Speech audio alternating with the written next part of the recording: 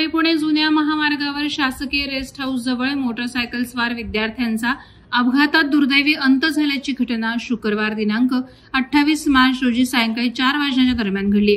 मिळालेल्या प्राथमिक माहितीनुसार खोपोली नगरपालिका हद्दीतील विहारी येथील राज चंद्रकांत पाटेकर वय वर्ष 17 हा विद्यार्थी शिळफाटा येथून खोपोली गावात जात असताना शासकीय रेस्ट हाऊस जवळील दर्ग्यासमोर आला असता समोरील टेम्पोला दुचाकीची जोरदार धडक बसली। या धडकेत राजच्या डोक्यास गंभीर इजा होऊन त्याचा दुर्दैवी अंत झाला। अलीकडेच राजनं 11वीची परीक्षा दिली असल्याची माहिती मिळते। तरुण मुलगा गमावलेल्या पाटेकर कुटुंबावर अक्षरशः दुःखाचा डोंगर कोसळलाय। जुन्या मुंबई पुणे राष्ट्रीय महामार्गावर घटना घडलेल्या ठिकाणी म्हणजेच हजरत सय्यद गाझीबाबा दर्ग्यासमोरील रस्त्यावर पांढऱ्या आणि पिवळ्या रंगाचे पट्टे मारण्याचं काम मोठ्या जोमात सुरू आहे। रस्त्याच्या मधोमध उभं राहून अनेक मजूर इथे काम करताना दिसून येत आहेत।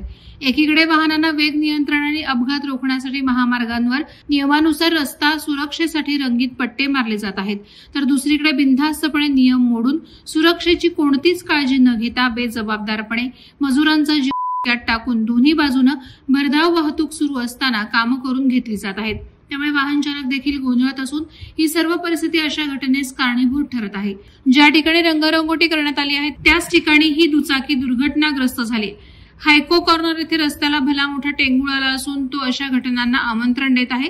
रस्त्यावर सुरक्षा नियमांचं पालन न करता मजुरांकडून बेजबाबदारपणे काम करून घेणाऱ्या ठेकेदाराला आणि MSRDCच्या अधिकाऱ्यांना नियम कायदा माफ आहे का असा संतप्त सवाल खोपोलीकरांकडून विचारला जात आहे।